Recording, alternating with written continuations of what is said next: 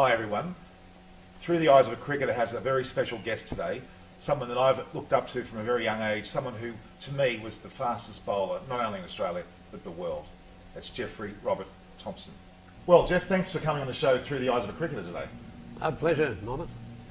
Look, there's a lot I can talk about. Look, to me, the most important part of your life was not only your cricketing career, but the colourful nature of your career. We can talk about a lot of things there, and I'm very much interested not only about your cricket, but the fact that you love fishing, that you are a bit of a car mechanic by the sounds of things. You love everything from, well, I shouldn't say girls, but I should say girls, shouldn't I? Not anymore. No, not anymore. But your life has been one of great colour and great interest to our public. Now, the audience here, of course, would love to hear more about that. Let's start with your fishing. Oh, well, I suppose, Norman, I was always keen on fishing. My dad used to take me, and this old guy had a launch down in Botany Bay, and I remember when I was a young bloke, my dad would take me out fishing, and I loved it from there on in. And he was the cause of me buying umpteen boats in my life till now. I've probably had 45 boats, different sorts in my life, and still got another one now. But I just love fishing. I love relaxing, you know. I just love to get outdoors and just chill out. You know, you catch the fish, only keep a couple. This is serious. I'm not saying it because I'm on TV. It's just the fun of catching. Let them go again and only keep the ones you want, you know, the size you want or whatever you can eat, you know. And but we used to climb down rocks on the ropes when I was a young bloke down at Sydney on the heads and all that. All this stupid stuff we used to do. And one day I nearly got washed in. And I could swim, and one of my brothers was with me. He couldn't swim. He was a couple of years older than me. And I said, we're idiots. I said, see that boat out there? I said, I'm going to buy a boat. It's got to be easier than sitting there on the rocks watching waves. So that's how it all changed. And my kids, I've got 3 boys, are all crazy fishermen. They go everywhere chasing big fish. Yeah. And of course, you were considering coming down from Queensland to Sydney today by car. Now, you were interested in going pig shooting, which is another part of your favourite love. Yeah, well, I just love the outdoors. I love hunting and all that. I used to hunt a lot when I was younger. You get a bit softer as you get older. You don't tend to want to shoot the animals so much. It's just a matter of finding them, you know, and you just get satisfaction and just being out in the bush. I'm out in the bush every week, you know, when I'm at home. So, you know, to come down here to drive down would have been nothing, because I could have stopped at a few mates' farms and had a bit of a chill out and all that sort of thing. But I like driving. I like cars, as you said before, so to go to the bush, be in the car and all that, it all suits me. Much better than planes, that's for sure. Well, that's right. I mean, you go to an airport. I worked out this morning that it was 3 hours to get here. By the time I walked out the door till I got to Sydney Airport was 3 hours. I said, well, where's that? Well, it's probably a bit less than a third of the way to Sydney anyway, if you drove, you know. Okay, let's look at your school days. Now, obviously, one of your best friends from school times was Len Pascoe. Good old Lenny, when you went to school. In fact, you both met, I believe you were at Conville Park and he was at Bankstown. No, he lived near Punch Bowl right. School. He wasn't far from there. I was at Conville Park, which is near Bankstown Airport. Right. Yeah. And you both played against each other at primary school level? At primary school, we used to play against one another. Yeah, that's how we first sort of ran into one another, you know. But then, of course, Punch Bowl Boys was your high school, which there are many memories from that. Yeah, certainly. well, I went to Punch Bowl. This might surprise you, but I got a choice of schools. I used to be quite good at school. Really? My brother before me was really, really good, and so were my other brothers. So I got a choice of where I wanted to go. So I picked Punch Bowl. And then, as it turned out, Lenny went there because he lived up the street. So he just got in there anyway, you know, and we ran into one another there. So we played together for Punch Bowl. And, oh, mate, that was the start of, I suppose, the notorious duo of wreaking havoc around Sydney grade cricket and whatever. Not only grade cricket, but anything we played in, yeah. Can you imagine having Len Pascoe and Jeff Thomson not only in the same school, but also in the same cricket side? That, to me, would have been amazing.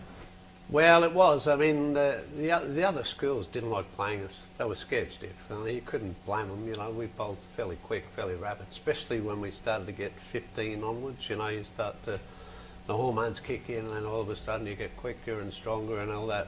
So it was a cakewalk when we played the other schools. I know I shouldn't say that, but it was, you know. So you're now a professor at all? Is that what your career's moved on to from cricket, or Oh, what? a professor? A professor of what? No, no, but you tend to think about a lot more things when you get older. You don't think about them when you're 18, do you? You just go out there and head on, you know, and just dive into things. But, yeah. So obviously, both you and your Len together playing cricket, you obviously then moved into a very famous part of your life, which was World Series cricket. Tell us the stories behind some of the incidents there where when you entered into World Series cricket and how that came about. Well, it was... Well, I left to, you know, we played together at Sydney, just started to make a mark in New South Wales. I got in the side, Lenny hadn't got in, so when I moved out of New South Wales, went to Queensland, he got in the New South Wales side. So then we used to play against one another again in state cricket. And then that lasted for a while until Kerry Packer came along in 78, I think it was. 77 was when we signed, and probably 4 or 5 of us signed in my place in Brisbane to come up there, you know. So I signed initially, but I wasn't allowed to go because the radio station that I worked for in Queensland didn't want me to go to World Series cricket. They said, no, you stay where you are, you'll be as big a star as ever, which I was, but that wasn't the point. We were trying to get better wages for ourselves because we were getting paid a pittance to play for Australia back in those days, like $200 for a test match we used to get. And we were filling out the grounds, and of course Lillee and the Chapels and Dougie Waters and all these players, Kerry Maxwell, that was our team, all these sort of stars, and we were getting nothing, you know, and so was the opposition teams, like the West Indies come over with Viv and Clive Lloyd and Gordon Greenwich, all these blokes, you know, and again, that was all they got, same as what us. And we just, and Kerry came along, he wanted the TV rights, he wanted us to get a better deal, and that's how it all happened. This is totally different to what's happening now. These guys are getting plenty and they're getting more. But back then we were getting nothing and just wanted to get a better deal. It's interesting, you talk about obviously World Series cricket, but even going back to your early days when you first started playing Test cricket, come back to that for a moment and go through the experience you would have had when you first knew that you were going to play for Australia, when you first found out, and obviously the baggy green. Yeah, it's, well, the first thing first step probably was, I got to, you know, we were creating havoc in Sydney, you know, and you don't know how good you are, but you were playing against Test cricketers, because in those days, if you weren't playing for Australia or New South Wales or your state, you played in your club cricket. So on Saturday afternoons, you'd be playing against Test players at a club ground, which doesn't happen anymore. But that was the difference. So you learnt your skills very early then, you know, you knew what you had to be. So as you got to play against Test cricketers and got them out, you thought, well, hang on, these guys aren't as good as I thought they were, you know, so I think I could do this. And that's how you sort of got to know you could make it. And but still the day when you get picked was a surprise, you know. Oh, I think it was 1971 or something, I had a guess. And I think Pakistan were in Australia. And so where were you on that? Tell us. I was in a hospital in Sydney visiting my uncle who'd had a heart attack. Oh, really? So I took my mother in there to see him. There was just my mum and myself and my uncle that was in hospital. I come back at 11 o'clock at night to Bankstown, and my club captain's there, Dion Bourne, who's since passed away. And Dion said, "You've got to come down to the club and have a drink." I went, "You're kidding, Lunch. It's whatever it was a Thursday night during the week." I said, "I've got to go to bed. I've got to be up at 4 in the morning. I was working down in Sydney at Darling Harbour." And he said, no, you've got to come. And he obviously said to my mother, and she said, "No, you better go down with Dion and have a drink, see what he has to tell you." Anyway, he was the one that told me I got picked for Australia. No call from anybody from the Australian Cricket Board. This is where all the rubbish goes on about, you know, the honour of playing for Australia. My club captain told me I was playing on the weekend. I mean, naturally I was surprised, you know. And then you get your backside into town to the New South Wales Cricket Association. I can't think of the guy's name in there now. An older guy, he's gone. But you go in there to pick your hat size. So there's no, you know, all the huff and glory and all they have now where they're on TV and all that. You just went to with nobody around and tried on a few hats and said, "Yeah, this one I'll do." And you got a choice of a jumper. You couldn't pick two. You either had a short sleeve or a long sleeve. Like, this is true. So I walked out. I hate sleeves, so I went out with a short sleeve jumper. So that was it. So all the rubbish about the baggy green and all that, you know, that was it. That's amazing. I can't believe it. It's sort of a humbling story to hear you say that. Interesting you talk about jumpers and shirts. You're the first, I believe, to have actually cut your sleeves. Yes, I got sick of, because bowling's so quick, and every ball I had to roll my sleeve up. And I said to my mother, this is really driving me crazy. Cut these bloody things off. And she did. Nobody said a word. I went out there with these sleeves, cut them to whatever length I want. And beautiful. I didn't have to roll them up or nothing. But yeah, there was a few other things I would have done. I think I wore sunglasses one day. That's another first, isn't it?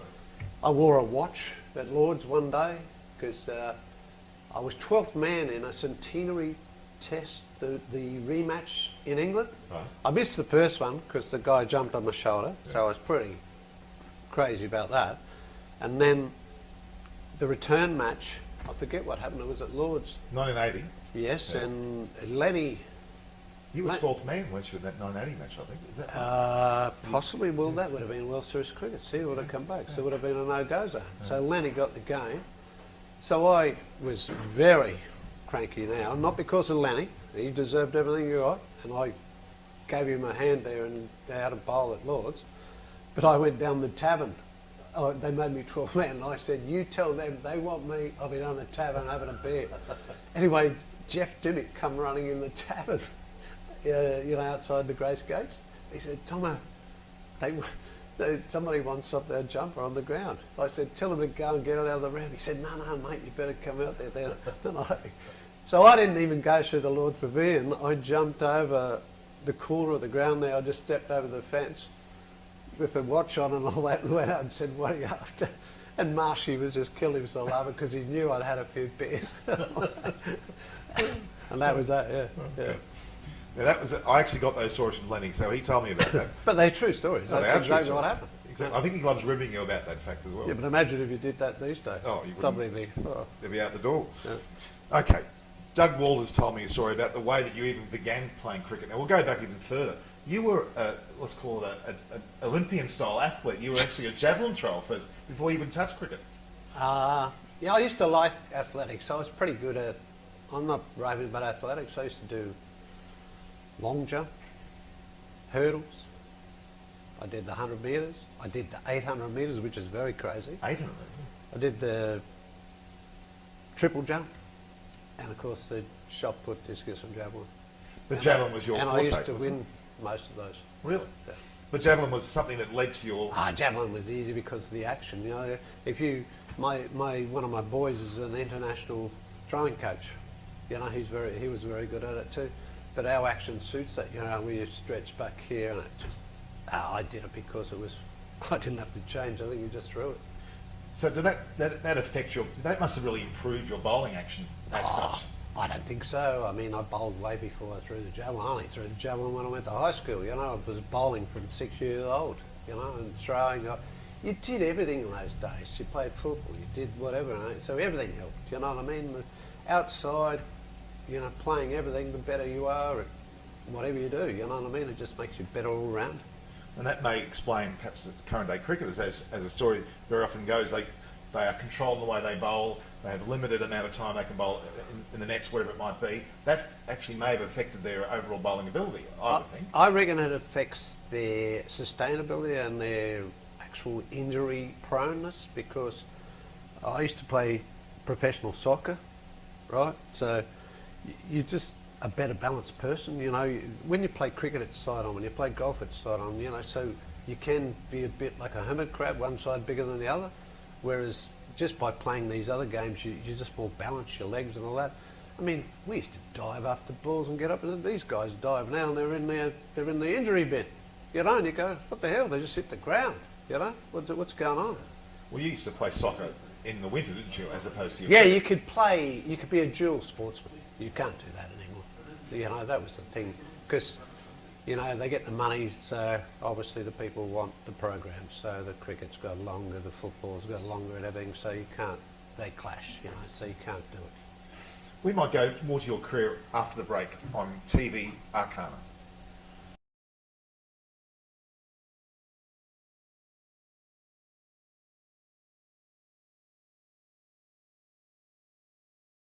Ready? Welcome back. Jeff, now there's another question I need to ask. Some of the people that you've met throughout your life, in particular Dennis Lillee, tell us about the first experience that you and Dennis locked horns. Well, it was a little different. Oh, well, it wasn't different, but I mean, it was, you know, when you're younger and you want to be somebody and that sort of thing, you don't know who you want to be. I thought it was always going to be a footballer, but for some reason I got a bit sick of that at 18, would you believe, after playing, you know, what I wanted to play and getting all right money. I sort of, one day I just said, oh, no, I don't know about that so much. It's getting a bit too busy. And then cricket, you know, was always there. It was always in the background to me, you know, something that I could do easy, you know. And anyway, you end up getting picked in New South Wales, right? So my second ever game, we have to go to Perth. And we got to play Dennis Lillee. Now, to most people that'd be daunting, I suppose, but not for a kid from Bankstown, you know, that was used to getting in fights and all that sort of thing. And I just thought, this guy looks like a show pony, the moustache, all this thing, you know, all that. And he'd just done pretty well in England. They'd played a series over there against Boycott and Illingworth was the captain. They drew the series, maybe, was it 2-2 or something like that at a guess. Massey got 16 wickets at Lords and all this. So he was like, West Australia was a big hoo-ha. And we had a young side, basically, in New South Wales. Dougie was in there. John Benno was our captain. Brian Tabor was a wicketkeeper, and we had blokes like Bruce Francis, Kerry O'Keefe, Gary Gilmore, Steve Bernard, myself, Ronnie Crippen. I can't remember. I believe I remember all these names. Alan Turner was in there. So we were young guys, right? So we got to go to Perth and play this Lillee guy. It's supposed to, and I thought, I can't wait for this. I'll show this bloke how to bowl quick, you know. And the boys knew it, you know. They thought, Tomo's not going to look after us here. He's going to get up everyone that comes out. And it was quite funny. We got out there in the ground and we lost the toss and got bowled out for about, I'm guessing, 240 or somewhere like that. But we had about an hour that afternoon to bowl because we got bowled out. It's an ideal time for me to bowl in the last hour of the day. And I thought, I'd saw Lillee bowl, you know, he had a long run up and all this, and it looked, you know, he wasn't a good runner in those days. He didn't run in properly, you know, he ran like a duck out of water. And I thought, I'll show this bloke.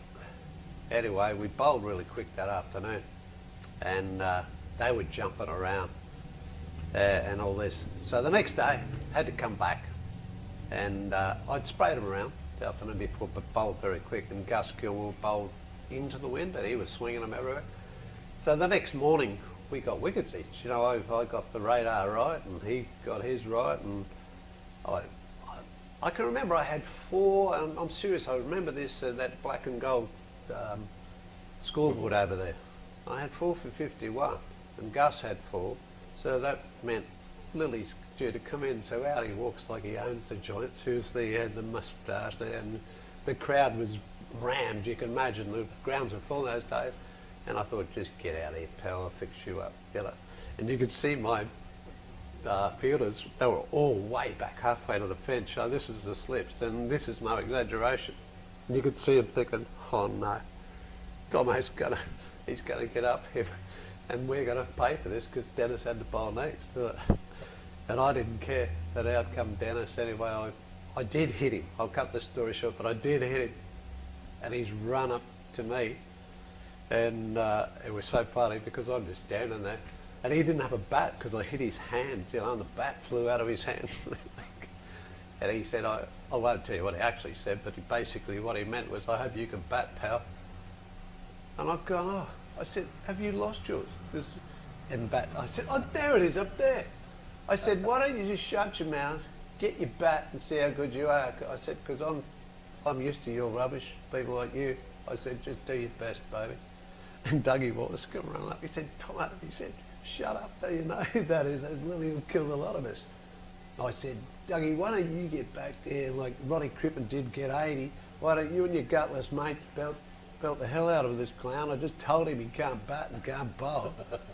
and you can imagine Lillee, he's hearing all this.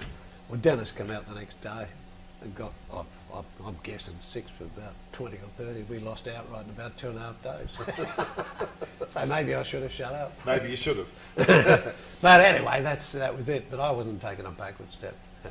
Well, that's typical of all of your career, let's be honest. I mean, we can talk about the West Indies quite a bit with the likes of Viv Richards, Gordon Greenwich, Roy Fredericks. What about those days? You know, you bowled to Greenwich, Haynes came in after that too, and then you had Lawrence Rowe, then you had Lloydie, Viv, just went on. And Derek Murray was the first wicket, and then they replaced him with a bad one, Dujon. Dujon was an opening bat, really. Wow. Duj and I are very good mates. And I said, Duj, where did you bat? He said, I was an opening bat. So he's coming in at number 6 or 7 when you think that the game's over, and you had to try and get him out, you know, when you're getting tired. But they were fantastic. All the bowlers, you know, Andy Roberts, Malcolm Marshall, Joel Garner, they're all different. Crofty and that. I mean, it was like your worst nightmare. But it was just, you just had to get on with it. That was it. Was that your favourite time of cricket? It was sensational. You know, they were the best. Joel Garner used to bring me a carton of Karuba over. Every time they come over, he'd bring me a carton of Karuba. I think he was hoping it'd make me slower or something like that, but it just made you quicker. But we were like that. On the field, it was full on. Off the field, it was good mates. I mentioned the word, or the name, Viv Richards. What conjures up in your mind when you hear that name? And the Wow, experience you yeah, had? the word's the master blaster, isn't it? You know what I mean? I never seen a bloke hit the ball as hard as Viv, you know. You know, he would try to take you on. He knew he had to take you on, so, you know, otherwise you were going to take him on, and that's how it worked. I used to go for him, he'd go for me, and we were best of mates. We're still, you know, we're better mates, you know, if there's such a thing. I loved Viv, I loved, you know, how he played. You know, when I finished, I was pretty happy that I was finished. But I'd turn the TV on, you know, and I'd watch Viv because he still played for a while after me. And if he got out, I'd turn the TV off. I didn't want to watch anybody else. He was just, and his fielding, just everything. I just thought he was cool. The way he walked around, never wore a helmet, and he used to get hit in the head and all this. All the others did. Nobody wore all that stuff in those days. And then they did come in, and he still didn't wear it. Stuck by his guns. And just, you know, I know it sounds stupid, but if you like playing against a bloke and watch him, you'd like to watch him when you weren't bowling. You know, if Dennis was bowling out, you'd be sitting down and looking at his shots, the way he played them. And I used to love watching Michael Holding run in. I didn't care about his bowling, I just loved the way he just ran in, you know. How about your own self? When you look back and you see a clip of yourself, what goes through your mind as a cricketer? What do you think of? What sort of thoughts come through your head when you watch your own bowling? Well, most of the time I'm embarrassed, thinking, oh no, I can't believe I did that. You know, stupid things you do. But you know, you do watch. Sometimes it was good, sometimes it was bad. It's funny, you know, when you played, you used to think it was always good. You never criticise yourself, but you do when you get older, and you think, oh, that's disgraceful. You know, it's like, but I just love looking at all the different gear. You know, the bell-bottom pants, the shirts that were open, and most of the guys had a gold chain on or something. You know what I mean? And it was just funny times. You know, it was rebellious cricket, I suppose, in those 70s. You know, it came from, I'd like to say, boring, to out of its shell, to entertainment for the crowd. You know what I mean? On and off the field. Again, we'll look at that period. Probably one of the most devastating moments in your career may well have been the Turner injury, when you actually collided with Alan Turner and you had that injury. Go through how you felt in that period. Well, that was against Pakistan. Yeah. Again. So, first time against Pakistan I played, well, first test I played, I had a broken foot. I didn't know, but I wondered why it was sore. So I just, you know, I spoke about getting the baggy green and all that, but I had this underlying thing, this injury, and I never had an injury. I thought, what the hell's this foot? You know, I bowled this bouncer and I heard this crack and that, but I just thought it was, you know, just something that would go. So I played in that game and it just got worse. You know, broken, it's not going to get better, it's just going to get worse. And then I came back to play Pakistan again in 1976, wasn't it, at Adelaide? Yep. And I was bowling like the wind. I was bowling to Zahir Abbas, who was a fantastic bloke, fantastic batter, and they were scared. I know they were. I mean, I don't like saying that word, but they were. I was bowling that quick on Adelaide Oval, the guys back miles. And he should have got caught out. earlier on, simple catch. Come out after lunch, I think it was, and I was really cranky at lunch. I just wanted to go. You know, when you're on a high, you just don't want to have lunch. You just want to stay out there. And I crank it up again straight after lunch. Zed pops up a catch that I thought was mine. Well, I know it was mine. It was on the pitch, caught and bowled. And Turner comes from side on and runs straight into me. And that was it, you know. I mean, it changed my bowling, changed my style. I mean, all my timings and all that got timed after the shoulder, you know. When I got pinned, I was never supposed to play again. So what was it before? It was off the planet.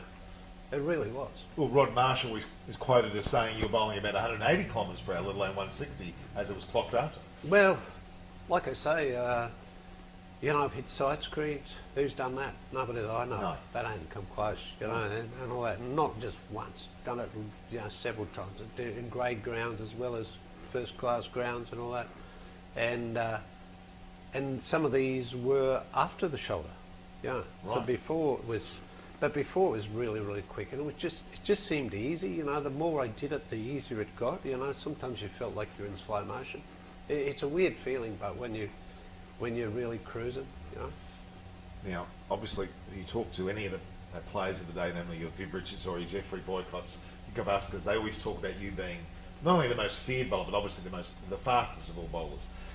Shoaib Akhtar, for our Pakistan viewers, what's your thoughts on him? They keep saying he was the fastest. Is that what you think?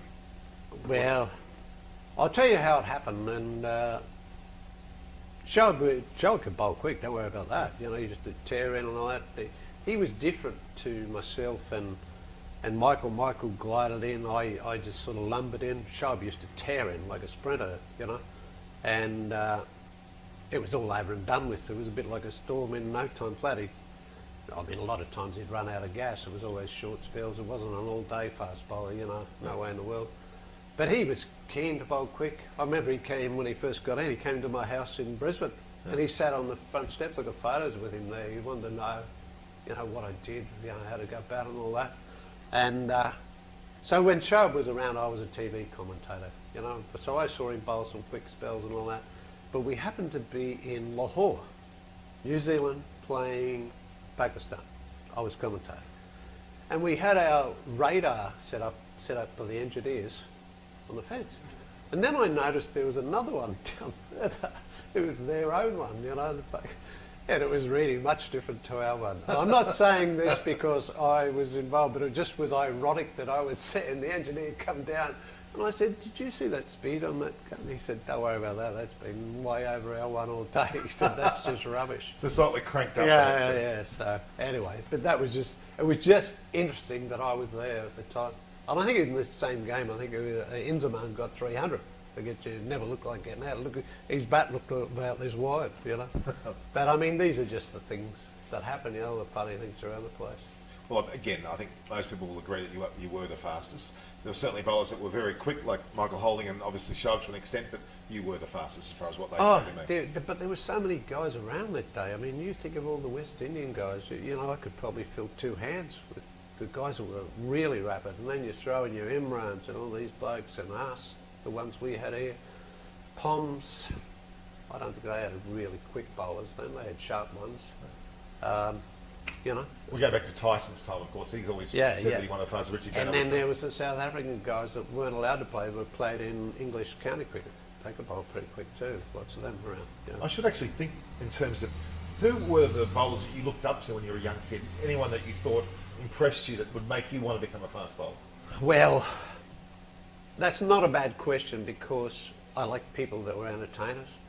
So there was only two before I actually played for New South Wales, or for state cricket or for Australia. One was Fred Truman, because he was a showman and I liked the way he carried on, and of course Wes Hall. And Charlie Griffith would have been in there, but Charlie was not a showman, he was just quiet, you know, he didn't say anything, he just didn't do much at all, you know. But I liked Wes, and old mate from what's his name? I said before. Truman. Yeah, Freddie Truman. Because they were characters, and I thought that's how you got to play. If you play this good, liven it up. Amazing. Okay, there's a story that I've been told regarding Don Bradman and the day that you actually had the chance to bowl him. You're at a certain doctor's home in Adelaide. Yeah. Tell us that story. Well, it was again World Series cricket time. I wasn't allowed to go. I was vice captain of Australia. We were playing India in Adelaide. And the doctor's house was Doc Beard. That's right. He was the local doctor that used to do the test matches. You always got to have a doctor on duty there back in those days. Now they probably have half the ground field of them, but he was the one on duty. And he was a cricket player, but never quite good enough. And he had two boys that he was hoping probably would have been good cricketers. So he's invited us around. We had rest days. Remember those days? Yep. You have 3 days on, a rest day, and then 2. Why haven't we got that these days? That's always an interesting story. Why would they change it? Because that was probably a good idea. Well, it was stupid. It just prolonged it. Now they're going ramming all the cricket in. I mean, you can't have a rest day. You've got to play. True. Got to earn some money. Got to earn some TV No. money. Anyway, so we do the lunch thing at Doc Beard's place. He said, I've got Bradman coming around and all that. And we'd met Bradman, you know, because he was a chairman. So he used to come in the dressing room, but he wouldn't stay very long because the Javels were in there and, you know, they never got on. So he'd go quickly around, good luck, and out as quick as that. And you didn't even get to ask him anything. So I thought, all right. So we turn up at Doc Beard's place, and I just got married, so there's my wife there, Cheryl. So sitting at the table is my wife, Lady Bradman, Don Bradman, myself on this side, Vishwanath, Bishop Beatty, a couple of Indian managers on their side there. His 2 kids at the end of the table, Doc Beard and his wife that end. We finished lunch and I'm having a beer. It was about 42 degrees. You know, I've got a bowl tomorrow. We were getting India out. You know, the test match was probably going to finish, so I had to keep bowling. So I'm having a drink, you know, and next minute Bradman and I have been roped into backyard cricket, which was not really backyard cricket. It was a proper turf wicket in the backyard. And Bradman was there. This is 1978, so what would have Bradman been then? 73 or something, I'd a guess. 70, close to 70. Yeah, well, he would have been a bit older than I think. He finished in 1948, so this is 30 years after he finished. So he wouldn't have touched a bat in that time, and he said that. He said, gee, Jeff, he said, I don't know what I'm doing. He said, I haven't had a bat in 30 years, you know. And he's little old guy with glasses.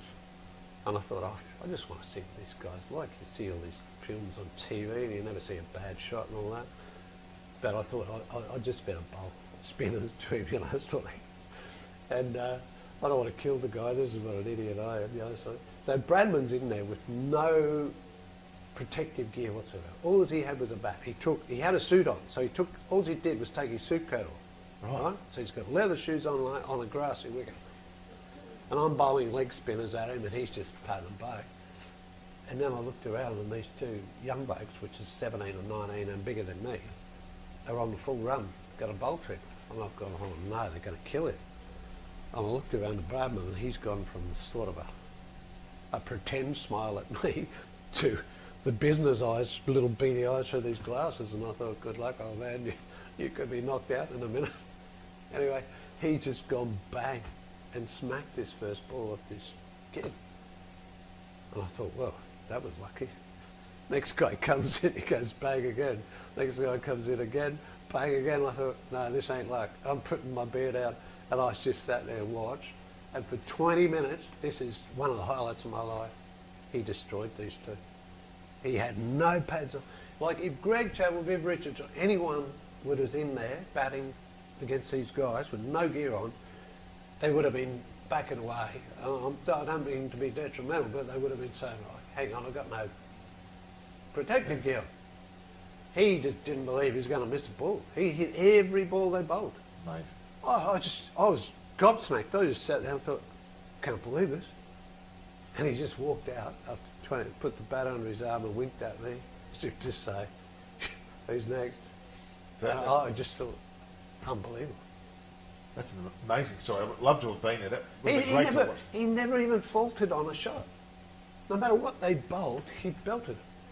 And I mean, on the ground, if you're not there, hit it in the air, none of that. No, seriously, I'm not exaggerating one bit. It was just ridiculous. Isn't it amazing to hear a story from Jeff Thomson about Don Bradman, having seen him at what would have been the age of 70? Back after the break.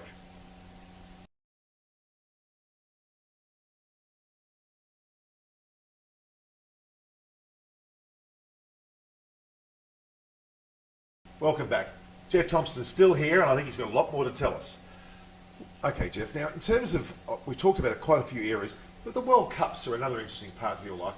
I'm hearing in 1975 the poor little Sri Lankans had a pretty second sorry time. Well, it would have been their intro, I think, into big-time cricket around then. Yeah. So, and that obviously would have been their first one-day competition, and that was at Lord's, the inaugural World Cup. And we got to near semi-final time. I nearly got sent home by the guy we just spoke about, because Don Bradman sent a message, because there was articles in the paper and you're not supposed to write articles. I wasn't writing them, but I had a manager back in those days. He was writing. So they said send him home, right? Based on them? On that, you Wow. know, on those articles being in the paper. And then Ian Chappell walked in and said, you won't be sending Tomo home unless you send them all. It said, tell Bradman to send us all home. Yeah, because they can. That's it. So I didn't go, did I? So then I sort of, it was like getting a smack in the mouth. I said to myself, wake up yourself. All these guys are happy to go home because I was having a holiday. Get serious. So we were playing Sri Lanka that weekend at the Oval. And I'll cut the story short, but we batted first. And I think we got a record score about, I mean, I'm just guessing, about 335. And you'd reckon that was enough against Sri Lanka with Lillee, Thomson, Gilmore, Maxie Walker, all these guys. And it was a hot summer that summer, so it was a flattish week at the Oval. But I'd just been given a reprieve and just been given a wake-up call. Let's get serious. This is business time now, so I'm back in town. And we happened to be playing Sri Lanka. Well, Dennis was bowling at the other end, and I still remember, I don't care what he might say about it, but he looked like a medium pacer compared to me bowling in this match. And Ian Chappell could see it. You know, I'd bowl real quick, start with this, so he took me off. You know, as the special weapon. Yeah. And I might have had 2 wickets, at a guess. But I come back on, and they were, I'm guessing 4 for 260, chasing 335. So they're doing pretty good. Oh, they were looking like, Ian Chappell said, I don't care what you do, get them out, knock them out. I said, just shut up and give me the ball, watch this. So the first guy, I think I hit between the eyes with a bouncer, knocked him out, fell straight out of the pitch, ball come off his head straight back to me. Marshy said, run him out. And I hit the stumps, you know, just pick it up and hit it. And I appealed, expected everyone to go up, and nobody went up. Oh, so I looked like the bad boy. And the crowd were all Sri Lankans, and they just wanted to, and I think you can imagine what they were yelling out to me. So I got done nicely there. Anyway, this guy's laying on the ground, unconscious, and I think they didn't even have their own physio that. So it was Bernard Thomas, the English physio, come out with a spray and salts and woke him up. And I'm standing over him. And his captain was at the non-strokers, and he's going, you know, in Sri Lankan, Ceylonese, gibbering to. And I didn't understand, but I said, listen, mate, you get up this time, and I'll definitely knock you out, sort of thing. Anyway, he got out. Another bloke I hit with a Yorker in the foot, and you could hear the crack. And the captain, again, has come up, the stretcher, had to get rid of the other bloke, he's come off. I said, if it wasn't broken next time, you want to stay there? I said, it will be next time. Next ball, Yorker right in the foot. Off he goes. So that's two in hospital. And then the captain finally got up my end. Was it Mendes? I think he broke his arm. I broke one of their arms. Yeah, he was a left-hander. And I used to like left-handers, so it's just, because I was around over the wicket to him, bang. 3 gone. So that went from 4 down to basically 7 down. We won the match quite easily, and I don't know that the Sri Lankans liked me too much. So they were at the crowd at the ground that day, but the ones who were in the middle were scared stiff of me from there on in. Well, you do let Mendes as your veteran leagues, they were the guys. You had to be there. It was so funny, you know, like to be on our side, put it that way. We won the match and then went to the semi-finals and finals, whatever, from there. Yeah. Again, that's your subcontinent experience, but on the Oval. In terms of Pakistan, you did a tour of Pakistan, did you not? Yeah, I went there, I think it was about 82, was it, or something like that, I'd guess. Piece, yeah. Early 80s, yeah, and It was tough over there. I mean, the conditions aren't what it is now. They had a good side. You know, they would have Javelin and all those in the motion car, Moen Khan, the motion car, wasn't it? Something like that. Madassan Nazar, good little nuggety opening bat. Imran was there. They were hard to play over there. You know, it was really hot conditions. The food wasn't good, not like it is now. You hardly ate when you were there. I'm not making excuses, but you were just fighting an uphill battle. As a fast bowler, I really trained hard to go there because I wanted to go well, because Dennis had been there before and never been take a wicket. And it was just hard work, hot and oppressive conditions, you know. Terry Alderman was with us. Dennis didn't go on that tour. Marshy was there. I don't think Greg Chappell did. Kim Hughes might have been our captain. It was really hard work against a handy side in their conditions. Yeah. So again, the names of Imran Khan you mentioned, Javed Miandad. Yeah. Then you go back to World Series cricket. You had Zahir Abbas, Yeah. Asif Iqbal. Yeah. Tell us Yeah. about some of those players and the thought when you actually went to bowl against them and the way that Well, they played. you knew you had to be on your mettle. You know, they play differently to us. They're wristy players. You know, they're like tennis players. They use their wrists, and a ball that you think's going there goes there, and all this sort of stuff. You know, they just time the ball. They hit the ball late, so you have to adjust. All these sort of players, you adjust to the different ways they play. And that's the trouble with cricket these days a bit, that if you make all the wickets drop in all the same, it takes all that out of it. You know, the blokes learn to play on slower wickets, faster wickets, all this. I mean, that's the skill of playing the game, is playing on different surfaces, not the same rubbish every day. Well, you would argue that Pakistan batsmen actually handled you relatively well during that period. Well, I don't think I have. My track record against Pakistan wouldn't have been that great because of the injury the first time and then the tour of Pakistan. At least I would have got a wicket over there, I'm sure, compared to Dennis. And I'm sure he's listening. I just thought I'd get that in. And then the comeback series, I was going all right there till, of course, he jumped on my shoulder. So I don't know. It's just one of those things.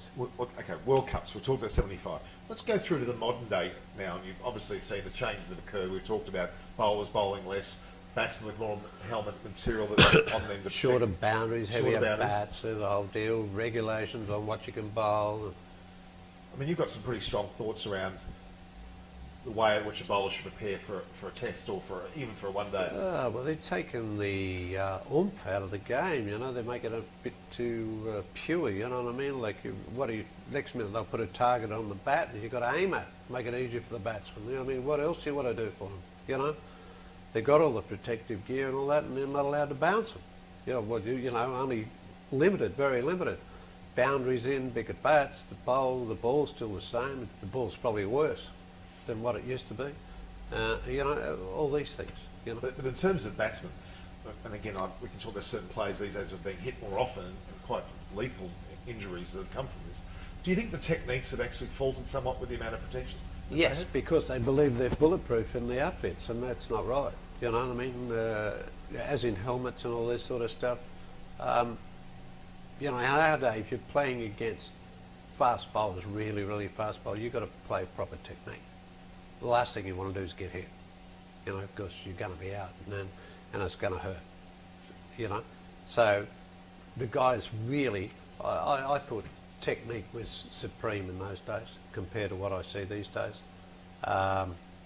They just sort of hit through the line. They play every game the sort of same now, whether it's a 20-20, a 50-over match or a test match, they bat the same. Do you ever see them slow down? Do you ever see them respect bowlers, or, you know, you call it respect, but I mean, have a look at them? No way. They face a couple of balls and they haven't had a boundary, they go whoosh. What do you think is one of your so-called darkest moments in your career? A time that you probably felt your lowest? Well, then when Injury? when the injury, you know, at Adelaide, when they jumped on my arm, I thought, well, is this going to be the end? But you know, I come off in that dressing room and I heard the doctors say to the other bloke, I don't think he'll play again. And when I heard that, I didn't even know he was the doctor. He was a little short bloke. And I said something to him. I can't remember. I said, "Oh, who are you anyway?" He said, "I'm the surgeon that's going to look after you." Oh, okay, righto. But it's quite weird. But I remember, as pure as I am here now, I never doubted I would not get back on the park. I'm that sort of person. You say something to me, I'll prove you wrong. I'll do the opposite. Well, that's a great adage in your career, isn't it, really? Yeah, and it should have, it could have easily been the difference in it. Whereas it happened these days, if that had happened to me now, I wouldn't have bothered coming back. These guys would be all covered. We're never going to cent. You would just say, oh, give a report. No, he's not back. So, okay, that was 1976. He was 25-year-old. He probably played it. 10 years. You owe me 10 years of take because it happened on the field. Huh? Nothing. They paid the hospital bill reluctantly. That was it. It's amazing, isn't it? The fact that you had that experience, again, it's humbling. It shows your true character, that you had nothing at that time but cricket. Yeah, just wanted to come back and play with my mates. Yeah. So transition from cricket when you decided to retire, how did that, walk us through that situation, how you felt and what you did to cope, I guess, with that change. Well, it's no coping. It was very easy. I was getting sick of being in dressing rooms from football, from cricket and whatever.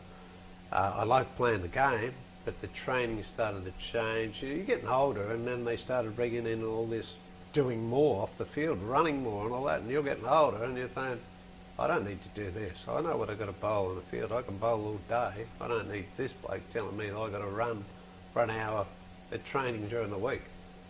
We just bowl. And that's how you can do what you do. So that part was wearing you out. You just thought, oh, this is changing. I'm getting sick of this. And blokes you play with disappear out of the team. So you start getting a change of the guard. So you just sort of get this bleeding out feeling, that it's time to move on. And you want to get on with your life. You want to have kids and be with your kids. And that, I didn't have my kids till, I had my first one 2 years before I finished. So I wanted to be there. So for me to get out of the game, it's very easy. It's sad the day you do get out. I remember that. You just think, oh, well, that's it. No more of this. I don't have to come down here. I won't be doing this and all that. But that's all. It was just that day, and you get home and you think, right, time to get on with life. Well, you had 3 sons, and your eldest, Matt, Yes. was a cricketer, certainly. Tell me more about that. How did you feel when you're watching your son go about his cricket, which ended up in WA? It's the worst thing ever. You're watching your kid, hoping that he goes well, and all that, and you're sort of sitting there. It's worse than playing yourself. I mean, when I played myself, I never worried about nothing. I just believed I could do it. But when it's somebody else, you're sort of hoping they're listening to you, or where you're thinking or doing what you do. It's like being your coaching. You tell them to you blue in the face, but doesn't mean they're going to do it when they walk through the gate. That's true. So that's the way it differed. The other 2 were pretty good at cricket, but they didn't like cricket. Too long a game, so they played football and athletics and that. So they all do.